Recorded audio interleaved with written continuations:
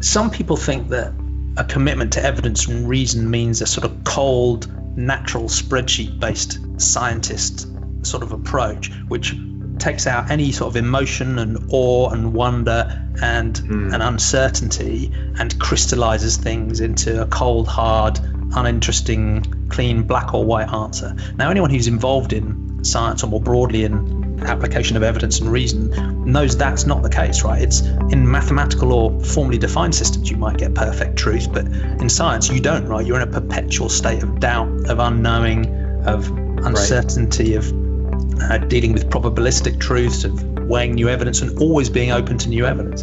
So I think one of the things we can do is just encourage people to see that humility, that ultimately good science and more broadly using evidence and reason is about humility in the face of reality and always checking and assessing our beliefs against the real world. That's Jamie Woodhouse, up next on the All Things Risk podcast.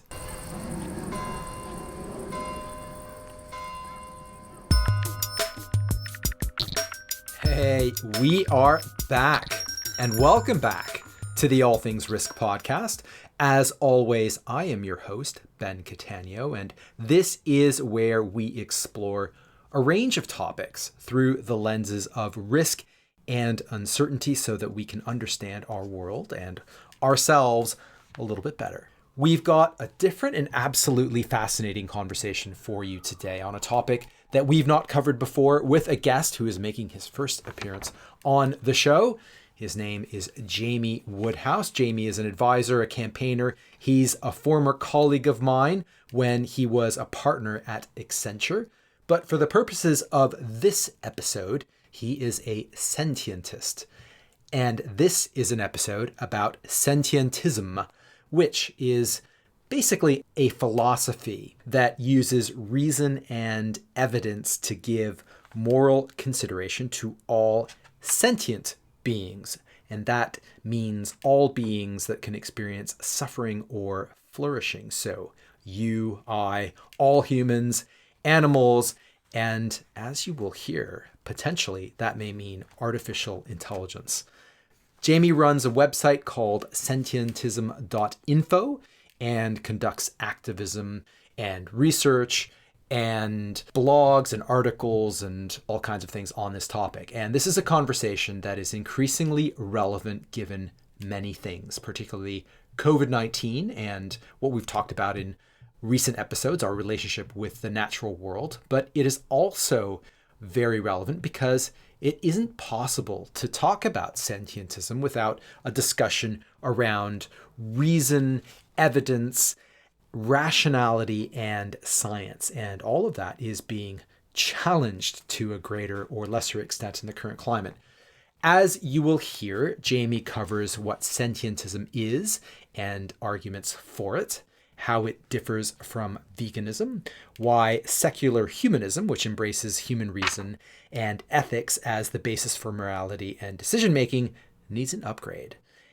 We talk about tribalism, why people don't change beliefs in spite of very clear evidence and facts, sentientism and artificial intelligence, and how we should approach the prospect of sentient AI, which led us to a conversation, of course, about the film Blade Runner, and much, much more. Now, I also have to give you all an apology in that for whatever technical reason, we lost the last 5 minutes or so of the conversation where we wrapped things up. So please do check out the show notes where all of that good stuff that I put is found around where you can find the links to the various things we discussed in the episode. And that includes where you can find Jamie and his website. So with that all in mind, let's get into it. Here is Jamie Woodhouse.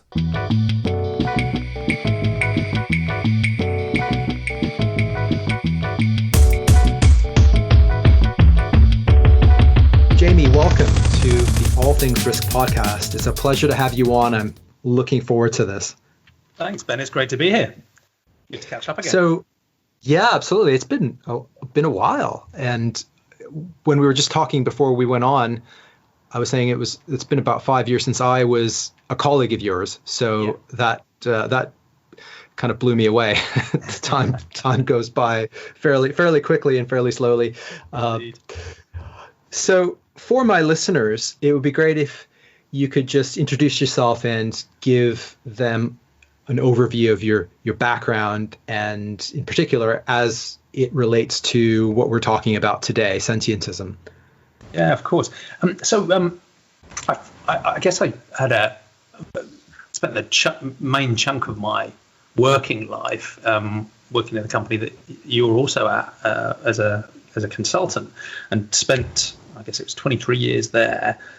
Since leaving there 2 or 3 years ago now, I've been investing time in a very broad portfolio of different personal projects, and they span a bunch of different areas of interest, a range of study and some pseudo-academic work, involvement with a range of different charities and NGOs, some small p political campaigns, and the list goes on. But my main focus really, and my sort of mission at the moment, is the subject of our conversation today, this topic of sentientism, which sounds a little clunky and maybe a new term to most people, but it's a attempt at some grounded, real-world, common-sense philosophy that I think's important. Mm-hmm. Well, let's dive into that. What is sentientism? So, in short, it's a worldview that commits to evidence, reason, and having compassion for all sentient beings. So that's it in a sentence. By a worldview, I guess I mean a sort of a philosophy, a way of thinking, a grounding set of beliefs that people can use to guide their lives. And it tries to answer the two sort of fundamental philosophical questions. Firstly, what should we believe in? What's true or real, if you like. And there it says we should take a naturalistic approach that's committed to evidence and reason. So we shouldn't look at revealed or supernatural beliefs seriously. We should engage with the real world and use our faculties of reason, however imperfect they are, to form beliefs. And those are quite often probabilistic and often wrong, but the idea is that we just get less wrong over time. So that's a classic sort of naturalistic evidence and reason response to what should we believe in. The other side, again, a classic philosophical question, is what should we care about morally, and where do we draw the boundaries around the things we care about? And the answer sentientism gives, the clue is in the name. It's defined by sentience, which is the capacity for experience. So anything that is able to experience suffering or flourishing or pain or pleasure or existential angst or love, or these experiences can be very, very basic, or they can be very esoteric. Anything that's capable of having those experiences, sentientism says we should have moral consideration for them. We should care about them morally in their own right. So that's a sort of very short and then a medium description of what sentientism is. Great. Well, we'll dive into some of those aspects a little bit more. I am curious as to how you got to this place of caring about or being a sentientist. Yeah. So it's I guess I could start from a sort of childhood perspective. What if you'd asked me, maybe in slightly simpler terms, when I was 10, what was my worldview or my philosophy? I grew up in a pretty classical English Anglican household, if you like, where we were sort of religious but not really, and that we go to church at Easter and Christmas, and that was pretty much it, and didn't really take it particularly seriously.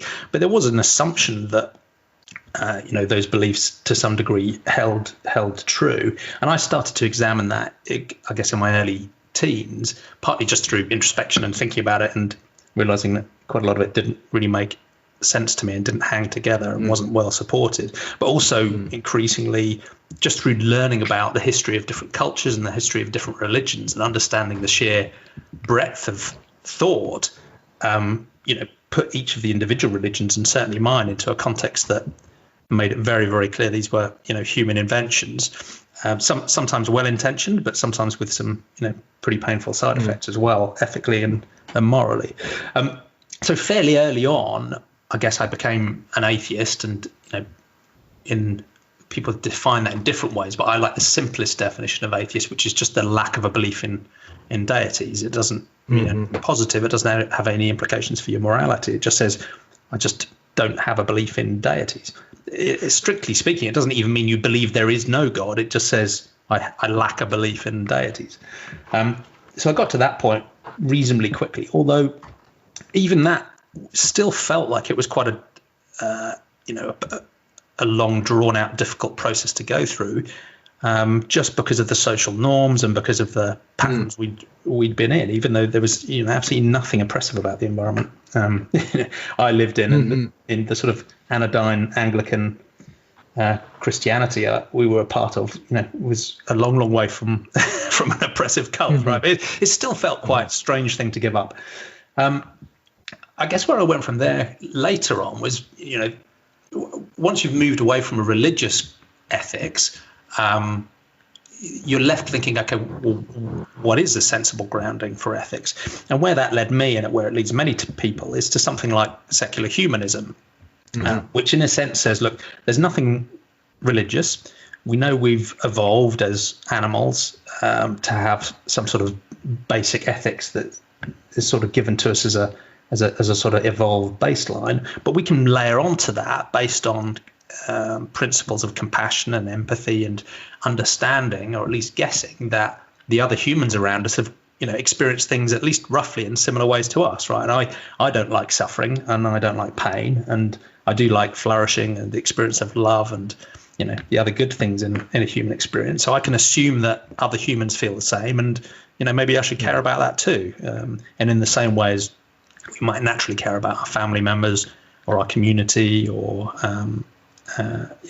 other groups of humans, is there really a logical reason why you should stop there? Or shouldn't we at least have some baseline level of compassion for all humans? And in a way, that's what gets you to humanism. So it still has that naturalistic core. It's about evidence and reason, no supernatural beliefs. But it layers onto that a universal compassion for every human, regardless of race, sex, gender, sexual preference, age. You have some sort of equal basis of moral consideration for all humans, and that becomes, I think, a very sensible foundation for ethics. So I guess I was a humanist for a long while too, but to my mind, there's a gap and there's a limitation with humanism that at first, I didn't really make the connection either. So largely through the positive influence of my sister, I've been vegetarian for probably almost 25, something like that, 25 or so years. But I'd always seen animal ethics as a separate train of thought, really. I hadn't really linked it to atheism or humanism or how those ethical systems worked. And sentientism, in a way, brings the two together, because it looks at humanism and says, okay, you've taken a really positive step because you understand your own capacity for experience and your own suffering. You infer that other humans have similar capacity for experience, and you've decided to express compassion for them because suffering is a moral negative, and let's try and reduce that where we can. But why stop with humans? Because there are other types of entity out there that are clearly also sentient. They are able to suffer, they're able to flourish, maybe in different ways from humans. Maybe they have a different range of experiences or a different range of capabilities. But at its base level, there are a bunch of other entities out there that are absolutely able to suffer and flourish and have experiences. So why would we draw our circle of moral concern just so it includes all other humans and excludes those entities? And in reality, of course, most people already don't draw the boundary there, because when it comes to companion animals or pets, or when it comes to certain animals in the wild, we do extend compassion to them already. It's very rare to find someone who would think of torturing a dog as morally neutral. But again, even that is a somewhat arbitrary boundary. So sentientism says, well, let's take this concept of sentience seriously. If morality is about morally good and bad outcomes, and those are always really defined in terms of suffering or flourishing, it's very hard to define a moral outcome without referring to how it has an impact on a sentient being in some way. So if sentience is this critical characteristic that we think should determine whether we care morally about something, let's do that seriously, and let's look at what other entities are sentient and grant moral consideration to all of them. But because sentientism is also naturalistic, it still keeps that evidence and reason commitment.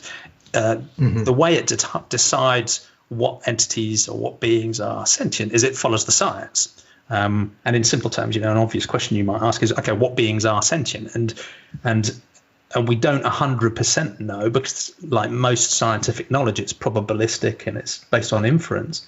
But humans, birds, mammals, reptiles, fish, and seems so far like a good proportion of invertebrates and insects do seem to be sentient in some way, shape, or form. So sentientism, in simple terms, says we should grant them moral consideration, which basically means we'd see needlessly harming or killing them as a moral negative.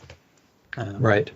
So in a way, that was the journey. So I had this one thread of thinking, which is around atheism, and then layering morals onto that through humanism, a separate thread of thought around animal ethics.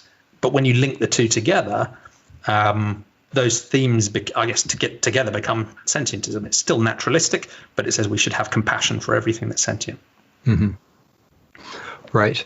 I think I read in one of your articles that about 40% of people that call themselves humanists are also vegan or vegetarian. Yeah, so there's already a substantial overlap in these fields of thought, because when you think about what humanists are, self-identified humanists, they're committed to evidence and reason. So they should follow evidence wherever it takes them, ideally, and by definition they're quite careful moral thinkers, because they've adopted humanism as a label, and they've decided that having universal compassion for all humans is a solid moral grounding. So in a way, it's unsurprising that many humanists would already have taken that extra step and applied the clear evidence of non-human animal suffering to lead them to a moral conclusion. They should also essentially be, as you say, moral or ethical vegans as well. And I mean, that's only an anecdotal estimate, but the research I've seen certainly shows that the prevalence of veganism within the humanist community is much, much higher than the baseline. And interestingly, it seems to work the other way around as well. So if you look at ethical vegans, there's a much higher proportion of them have an atheistic or a naturalistic background than religious. So there's a degree to which many people have adopted this philosophy without necessarily naming it. Can you explain any differences between sentientism and ethical veganism? Yeah, so there's the biggest difference is this naturalistic commitment, right? So if someone is a religious ethical vegan, or is an ethical vegan who holds a swathe of different supernatural beliefs, they're not a sentientist, because sentientism is committed to evidence and reason and a naturalistic worldview. So that's the biggest difference. There's a related term, which is even more clunky, called sentiocentrism, which is granting compassion to all sentient beings, but is neutral on the naturalistic stance. Sentientism is that plus naturalism. So that's the biggest difference between ethical veganism and sentientism. There's another difference which is much more minor, but you'd be amazed that people can still have arguments about it. Which the standard definition of veganism focuses on the term animal. So it talks about avoiding the use of animal products, and it talks about reducing animal suffering and avoiding animal death. And that's a very strong overlap with the term sentient, because essentially, so far, all of the sentient beings we're aware of today are animals. But there, at the margins, there are some beings that are biologically classed as animals that highly likely are not sentient. So if you look at something like a sea cucumber, which, to be honest, not many people want to eat anyway, but that's classed biologically as an animal in the taxonomy, but it has no nervous system or brain to speak of. So it just doesn't have the information processing capacity to be sentient. So there's one serious difference, and then there's one very minor difference around the edges, around whether we're talking about sentient beings or whether we're talking about animals. Now, I guess there's a third distinction, which again is highly theoretical at the moment, which is the vegan use of the term animal doesn't address whether in the future it's conceivable there might be other types of sentient being as well. But like I said, these are somewhat trivial differences, because the vast majority of ethical vegans are driven by wanting to reduce suffering and death. The only things capable of experiencing suffering are sentient beings. So, on that context, there's an enormous values alignment between ethical vegans and people who are sentientist. Yes, we can slice and dice, and one of the things that I want to talk about a little bit later on is tribalism as well, and getting too attached to some of these labels can be counterproductive. Absolutely, that's part of the intent behind sentientism, is that it irritates a lot of people. There's obvious reasons why it might irritate some people, because they'll disagree with it, right? So it will irritate religious people, and it will irritate people who don't want to grant compassion to all sentient beings, of course. But it also irritates some people who agree with it, because it doesn't try to answer all of the possible philosophical questions. It doesn't talk about how we make lots of different ethical trade-offs. It doesn't talk about grades or scales of value. It doesn't even describe what your ethical system is that you apply when taking ethical judgment. So it doesn't really get into all of the theoretical trolley problems and the philosophical depth that many philosophers spend their time on. But that's absolutely deliberate. So the idea is that if we're going to propose something that is potentially universal, it's more like a platform, a foundation for philosophy, rather than a complete solution. So the idea is that it only has those two central tenets in it. That is it: a commitment to evidence and reason, and a commitment to compassion for all sentient beings. There's nothing else. So there's an enormous swathe of potential disagreement still possible amongst sentientists. They can span the entire political spectrum. They can grade sentience in different ways. They might even disagree around what things are sentient or what things aren't. But the value in it is it's a basic foundation for practical philosophy, hopefully, that we might be able to get some universal agreement around, and then still have loads of bitter fights and arguments within it on top of that platform. Mm-hmm. What I find also fascinating about this concept of veganism, I don't necessarily call myself a vegan, although I effectively follow a vegan diet. I prefer the term plant-based, which is also popular now. But one of the reasons why is because this term vegan historically has become quite charged. Yes. And so if I mention that I'm a vegan, then there are a number of judgments that will get attached to me, and potentially that won't lead to a very productive exchange with another human being. So I agree. I always have to dance around the topic, and there's that old joke about how do you tell if someone's a vegan? Don't worry, they'll tell you. But that's not always the case, actually, and it's becoming more and more popular. But at the same time, I think there are a couple of things going on. One is there's a sort of charged notion of veganism, and then I guess alongside that there are a whole host of people that philosophically may agree with everything that you said, but behaviorally it's difficult to break that down. Maybe it was very similar when you were growing up and you effectively became an atheist, but all of the norms and all of the behaviors and all of these assumptions that are in the background didn't conform with that, and so it becomes challenging for people's behaviors to align with their personal philosophy or their moral code. It's fascinating how it's so hard. It's so hard, and we underestimate how strong the grip of societal norms and traditions and just personal habits are. I mean, I try and remember that for most of my life. I was in a deliberate state of denial about the sort of ethics I adopted now. So in a way, I've thought this way for a long while, although I hadn't crystallized it in particular this way. But I almost deliberately avoided thinking about it because I wanted to keep in the early days eating meat and later on dairy and eggs.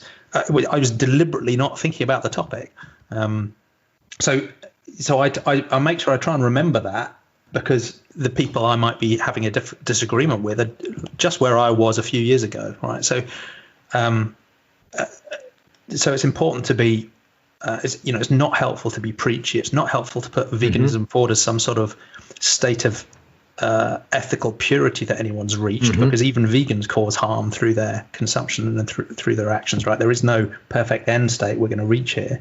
And it's important to recognize how hard it is personally for people to change, and whether it's deliberate ignorance, or whether it's cognitive dissonance, or even a concept called acrasia, which is where people, it's not even cognitive dissonance, right? They completely understand their ethics and their views, but just still decide not to act in line with them. These things are hard, but at the same time, when you have thought these things through, the issues are so fundamentally ethically important, and the answers seem so self-evidently clear, that it is very hard not to become sort of preachy and strident and somewhat irritating in the way you put these things forward, because it is very hard to understand.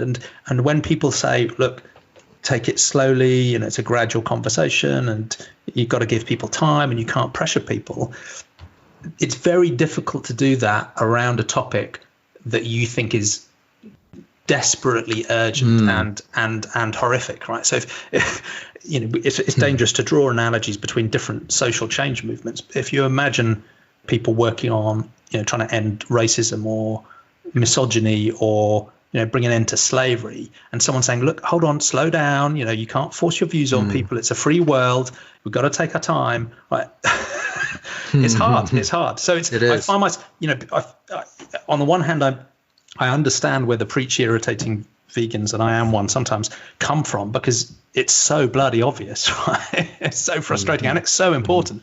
But at the same time, I have to remind myself, it took me bloody ages. And if it wasn't, my sister sort of nudging me and being a continuous presence of, it's doable and it's not that hard, who knows how much longer it would have taken me. So these are difficult topics, but at the same time, they're remarkably easy topics, because the answers are so clear. Yes. Well, perhaps we could take a big picture lens and talk about some of I think this is a very interesting time to talk about this, because we've got a global pandemic at the moment that affects our economy and public health. And unless you really give into the conspiracy theory side of things, like most of the other major pandemics that have occurred in the last 20, 30 years have come from the transmission of a disease from an animal to a human, and the trade in wildlife and the way we currently interact with sentient beings is a factor, right? And so how we move forward is I don't know. I like to think that optimistically that this is going to give us some pause. But who knows? But this is an interesting time to talk about this, because there are so many ways in which the state of the climate, the state of our public health and our personal health are affected by the way in which we consume animal products and animal agriculture as a case in point. Yeah, we're being forced to see that link, and I think there's a continuous theme that runs through every time we've looked at expanding our moral circle. It's a term that Peter Singer used in a wonderful book with the same name.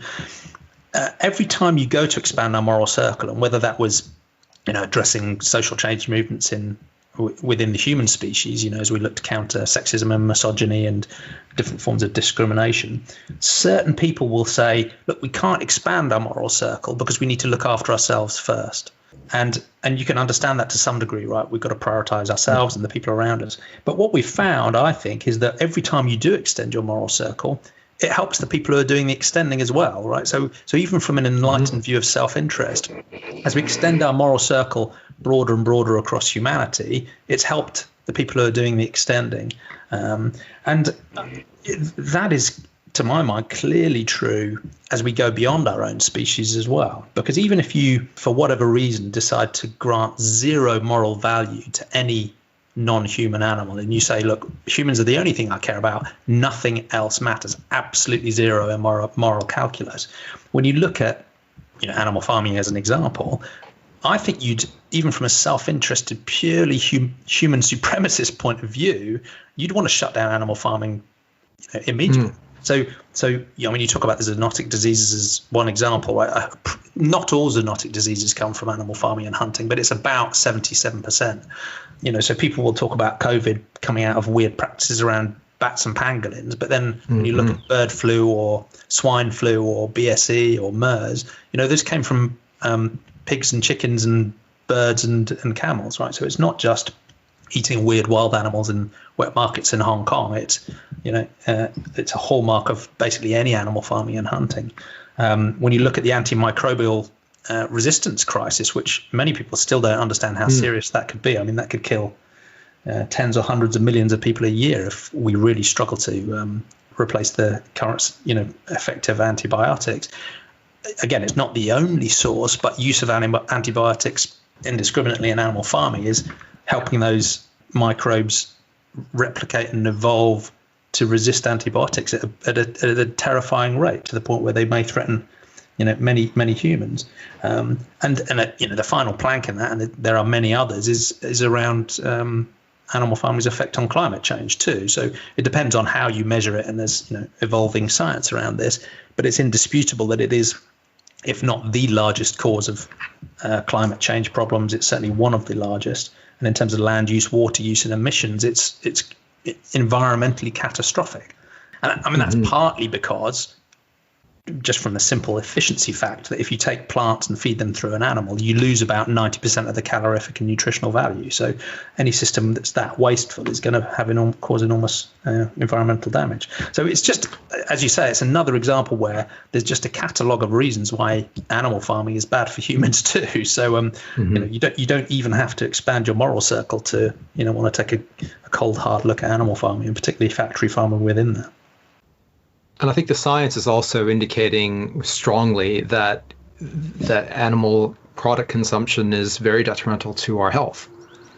Yeah, I mean, I'm more balanced on that, because I think there is building evidence, and I think that will continue to point in a direction that suggests that plant-based diets are better than meat-based or omnivorous diets.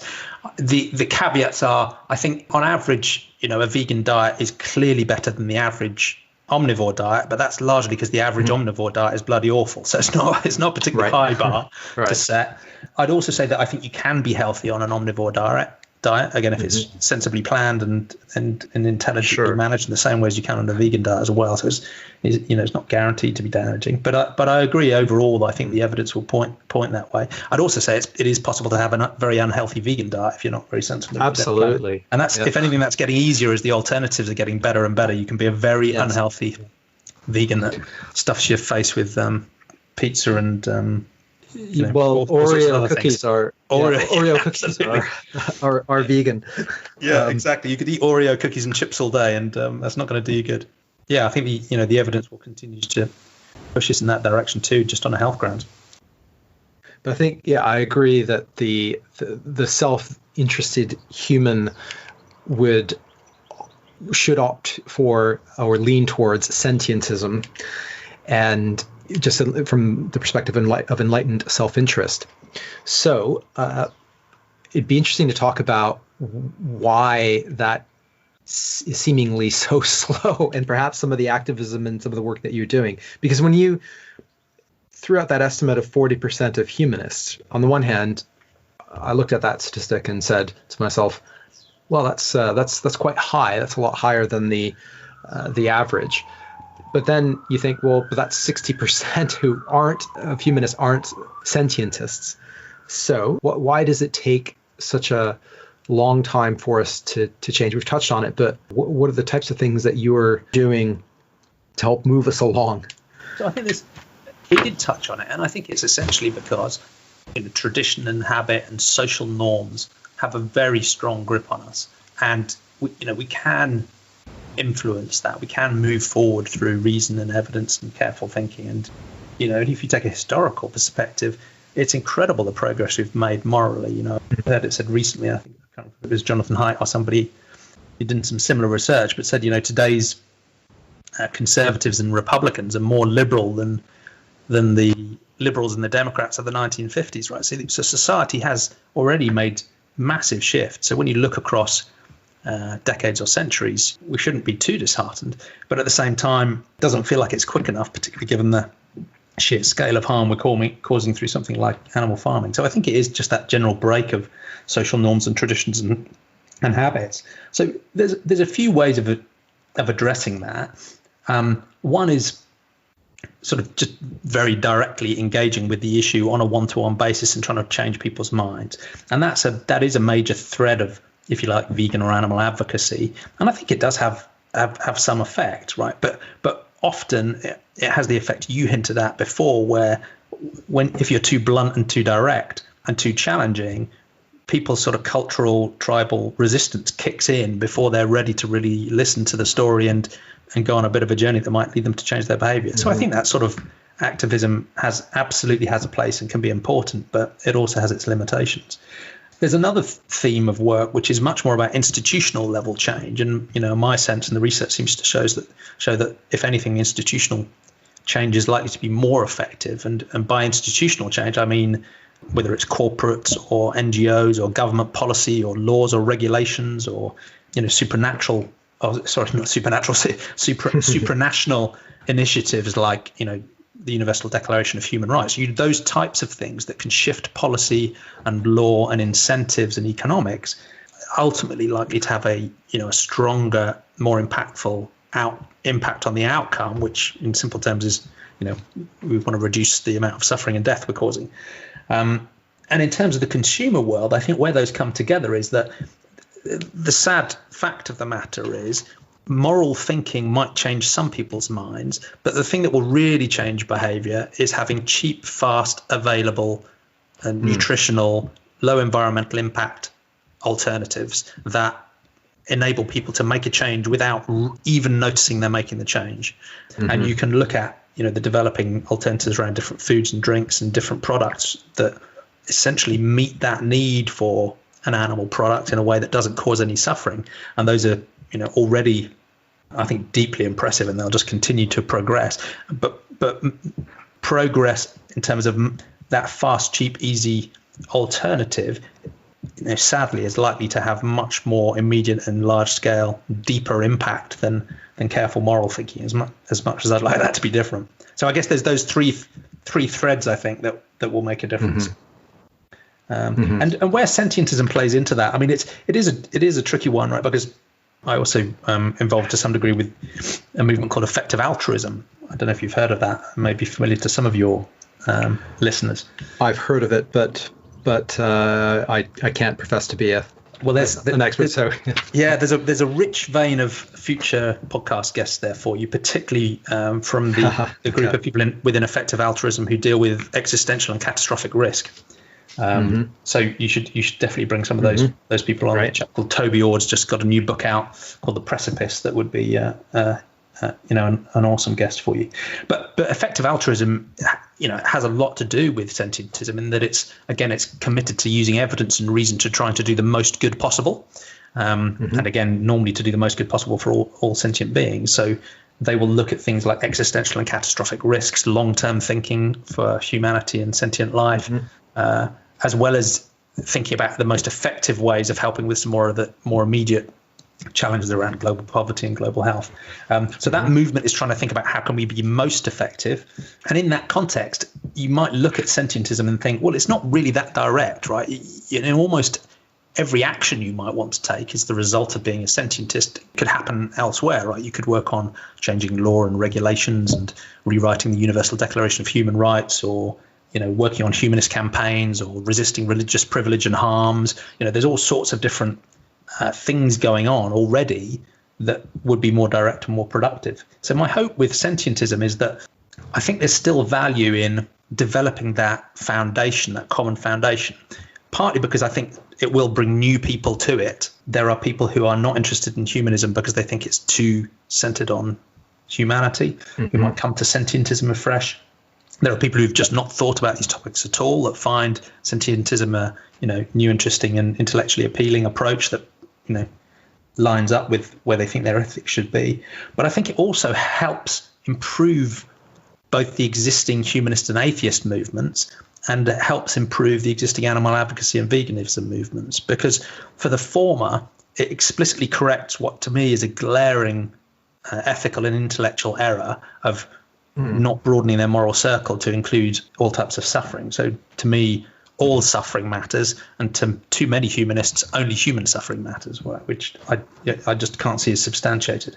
So it should help improve those movements, the free thinking and the humanist and the atheist movements. But it should also help the vegan and the animal advocacy movements, because while many people in those movements are basing their work and their ethics and their thinking on evidence and reason, there's a lot of bullshit too, right? So there's a lot of supernatural stuff, there's a lot of revealed stuff, there's a lot of sort of weird, fluffy eco thinking that isn't grounded in reality, that I think saps credibility from the movement. So that's how I hope it can play a role. It can make both of those two different types of movement stronger, but also provide a potentially universal ethical foundation that a wider audience might come to identify with. There's a lot of good stuff there, and you mentioned the bullshit part of certain aspects of whether it's veganism or anything right now, and actually this is perhaps a broader question, more around this time in which we're living of heightened tribalism, identity politics, but also just bullshit. Yes, conspiracy theories, we're swimming through it flat every day. earthers, anti-vaxxers, whatever it is, it's absurd, and it's fascinating, but it's absurd. And I sometimes I despair some days, because you look at a social media feed and you think, oh my God, this is unbelievable. And in order for us to make the types of progress and change that we are talking about, and if we are going to, I'm just thinking about COVID-19 and what happens when a vaccine gets rolled out in a place like the United States, and the anti-vaxxer movement, what will happen there, and whether or not that will lead to some sort of social unrest, and who knows, right? So what are some of the things, I'm just out of curiosity, and just to open up maybe a broader set of considerations, what are some of the things that those of us who believe in science and evidence can do that we're just not doing, that can a positive change to all types of things? I think, and you're right, people will sometimes look at sentientism and the implications of it and think it's about animal advocacy, or they think it's about humanism, but actually the heart of it, right at the heart, is that naturalistic commitment to evidence and reason. I think that's the single most important, is the foundation of it. And you could argue all the other ethical stuff, I think, flows from that. And that, I think there's a few things we can do more effectively.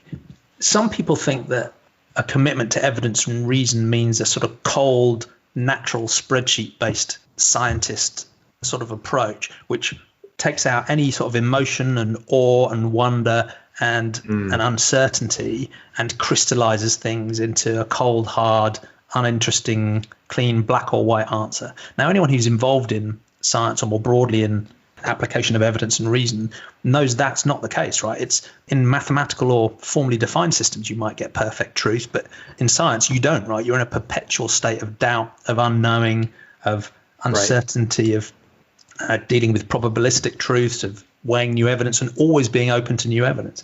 So I think one of the things we can do is just encourage people to see that humility, that ultimately good science and more broadly using evidence and reason is about humility in the face of reality, and always checking and assessing our beliefs against the real world, rather than having the arrogance to think we already know all of the answers. But some people outside of the scientific world will criticize it for trying to be perfect when it's never trying to be perfect. I think the other thing we can sometimes do is help people get comfortable with not knowing things, and we can do that as rational, scientifically minded people by being comfortable explaining that we don't know things. And sometimes you can see the shock in people's eyes, because if you're on Twitter, you're not supposed to admit you don't know something. You're supposed to have a vociferous opinion on every topic, however unsubstantiated. But I think we can set a better example by explaining we don't know. And when people say, well, why not? We say, well, here's the evidence. Here's a lack of evidence. We're not sure. We don't know. So you can set a better example that way too. But I think the other thing we can do is just to remind people that the vast majority of people absolutely do use evidence and reason on a daily basis. So even people who have a deeply religious mindset, or they might, be an anti-vaxxer or a flat earther, when it comes down to their daily lives and how they look after themselves and their families, they're using evidence and reason on a daily basis. And not only are they applying evidence and reason to their own decisions, their lives largely depend on artifacts and products and infrastructure that have been developed exactly through that, the application of evidence and reason. So I think there are a bunch of ways we can change the discussion and hopefully open people's minds to it. But I think we also need to acknowledge that just brute force telling them the answer is not going to help. And one of the approaches I think is very useful. And again, I mentioned Jonathan Haidt earlier on, but his work and related work around understanding that different people have different motivations and different drivers can help us frame conversations in different ways. So, for example, if someone has a particularly, more of a socially liberal mindset, you can talk about the imperative of fighting climate change through addressing their interest in harm and fairness and wanting to avoid suffering. That might well work with someone who comes from that more liberal tradition and background, whereas someone from a more conservative background might listen more carefully to an argument that's built on, the sanctity of nature or, wanting to conserve. So you can take the same line of argument and the same evidence and reason and just frame it more intelligently based on the values of the people you're talking to. And we don't do enough of that. We often assume that everybody shares our values and then just ram the answer down their throats, and clearly that doesn't work very well. I think it's the deepest problem we're facing. Right, every single problem we're facing and every opportunity we're facing, we would do much better at if we robustly used evidence and reason in every respect. And the fact we're not is somewhat shocking. I think there's sometimes I try to put myself into the shoes of a conspiracy theorist or a flat earther or whatever, as a bit of a thought experiment. And look, I have no idea. I couldn't possibly know how they've reached those conclusions, but I suspect there is a bit of a backlash against a certain type of arrogance. Yes. That don't tell me how to think. You're infringing on my rights to think for myself. And then you get into this sort of freedom, the discussion about freedoms and the elites and things like this. But I think the way in which a couple of things have happened that the way experts are portrayed in the media, that those words, I don't know, you rarely hear. Yeah. Or that sort of probabilistic thinking.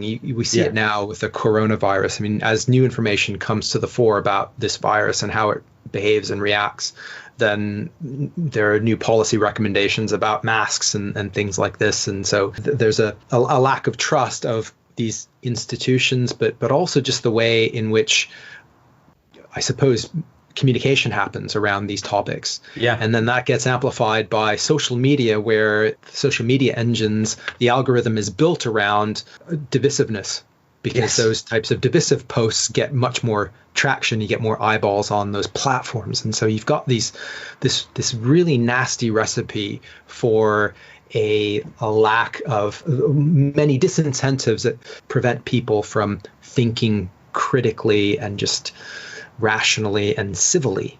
Yes. Yeah.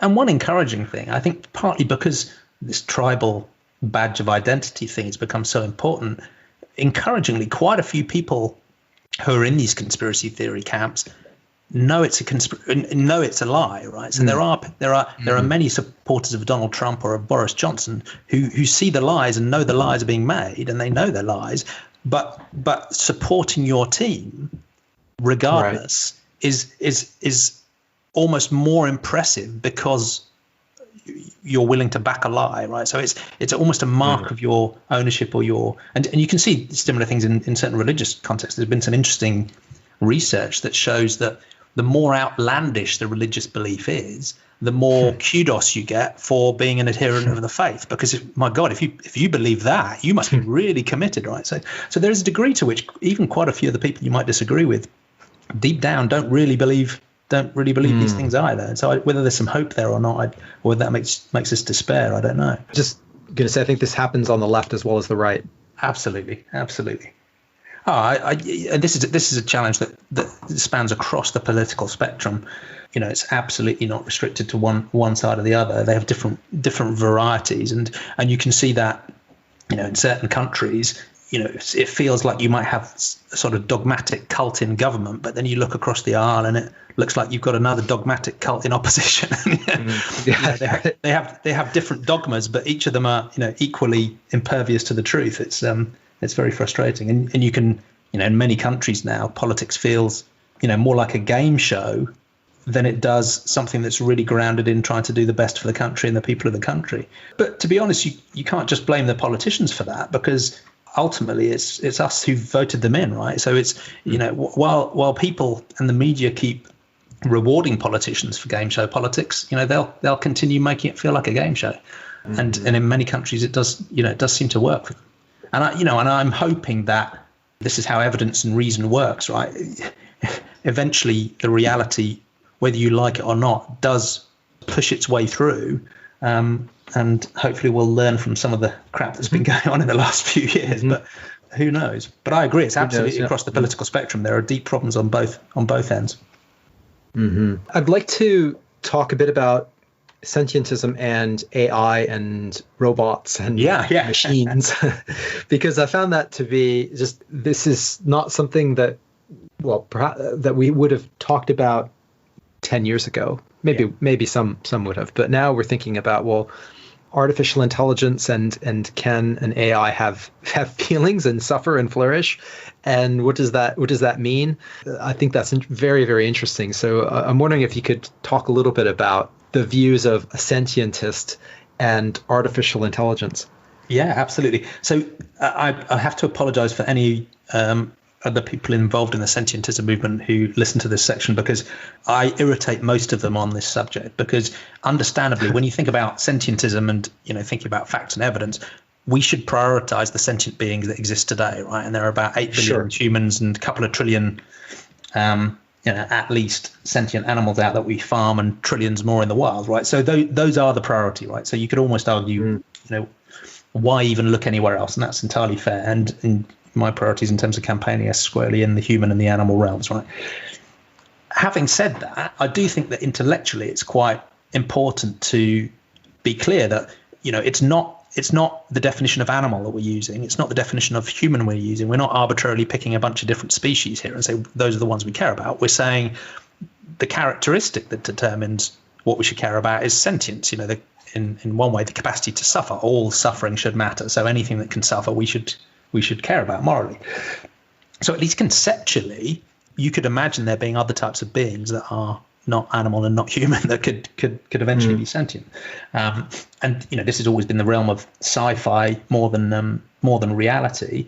And there are a broad variety of different views today across AI professionals. Some of whom think artificial general intelligence, or very human equivalent level of intelligence, is just around the corner, and others who think it's may still be hundreds of years off. So who knows, right? And I don't really have a strong view there. But I do think intellectually it's useful to at least consider this approach. And I have been involved in some people who are in the effective altruism movements, thinking about the existential or catastrophic risk of AI getting out of control, and also people who are thinking about robot and AI ethics. So I think there's almost 3 layers. One is, before we start thinking about sort of Terminator AI and sentient AI, even in today's artificial intelligence, everyone's very aware there are already ethical challenges and problems, whether it's inbuilt discrimination or biased data sets or unintended consequences, or AI models that aren't transparent, so we don't understand what they're doing, even if we wanted to find it out. Right? So even with today's AI, I think it's sensible to be thinking very hard about ethics right now. These are not just technical problems, right? We need to be thinking about ethics right now. So people will be aware of, the self-driving car. Does it protect the driver at all costs, or does it, and does it mow down the granny on the pedestrian crossing? Even with today's AI, we need to be thinking about ethics. And there's a train of thought within artificial intelligence development which just assumes wouldn't it be good to get the AIs to embed human ethics? To which my response is, I think we should fix human ethics first. I'm not sure we're perfect yet. If you look around the world, so one, sentientism is a suggestion for how you might be able to build a sort of more sensible, grounded foundation for ethics that we might want to think about aligning artificial intelligences towards over time. The second topic is that one of existential or catastrophic risk, where people are thinking about not just the sort of superhuman singularity AI that turns us all into paperclips, but also just even today's AI having unintended consequences that could be very serious or even potentially terminal for the human race and sentient life. So again, in that context, if you're going to think about aligning those types of technologies with a sensible type of ethics, then a better grounding, reality-based grounding for philosophy like sentientism, I would suggest is a useful thing to inject into that work. And then the final thing, which is the most sci-fi thing, is what can you imagine a situation where artificial intelligence or robots actually get to the point where they are sentient themselves, where they're having some form of subjective experience, where they're capable of suffering. And sentientism simply says, in that context, yes, we would need to grant them moral consideration, and we would need to want to avoid causing them unnecessary harm as we do with animals or other humans. How will we know that an AI is sentient? That's an awesome question. And the answer, in a way, is the same way that you and I know or guess that each other are sentient, right? So you could be a complete solipsist and say, look, nothing else is conscious. Everybody else is just a zombie and an insentient machine. But in reality, when I know you, I've met you, I've observed your behavior, I can hear you speaking. So through your behavior, I can infer that you probably have the same sort of information processing kit as I do. So you're probably also sentient.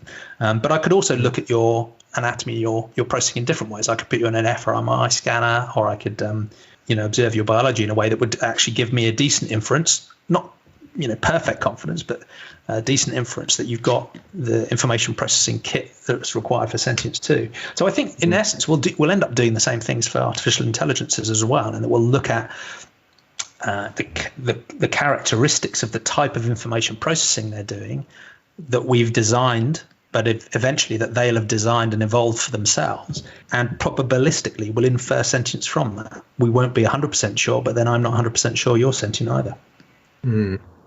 So we and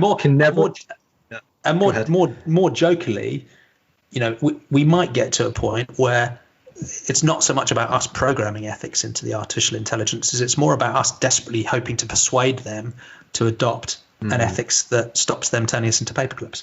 And I don't think the AI are going to like humanism because they're not human, but they might like sentientism because they're already included in it. So hopefully the future AI overlords will look back at my writing about sentientism and think that guy was on our side even before we existed, and I might get some preferential treatment. Yeah, it's fascinating. It's fascinating to contemplate the possibilities. I'm just thinking about Blade Runner and also just not switching off any sentient AIs. So any sentient AIs can never be switched off, I suppose.